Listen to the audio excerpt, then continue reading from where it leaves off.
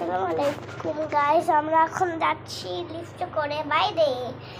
Guys, তোমাদের সাথে আমার একটা কথা শেয়ার করা ছিল। আজকে হচ্ছে আমাদের পুরো বাংলাদেশ আইসল্যান্ডের মতন ভর। আজকে রাতের বেলায় স্নোবোর্ড, আমি তো অনেক এক্সাইটেড। সেই জন্য আমি আমার দাদিকে বলে দিয়েছি আমি নাইটেও বেরোবো। আর তার ভিতরে আমার আবার ঠান্ডা কাশি। ওই যে আমরা গেটের সামনে চলে আসছি, এবার আমরা বেরোই দিলাম। এই যে আমার বাবা, এই যে সব কিছু। যারা যারা আমাদের ভিডিওতে লাইক সাবস্ক্রাইব করে তারা তারা কি করছেন, তারা আমার ভিডিওতে লাইক সাবস্ক্রাইব করে।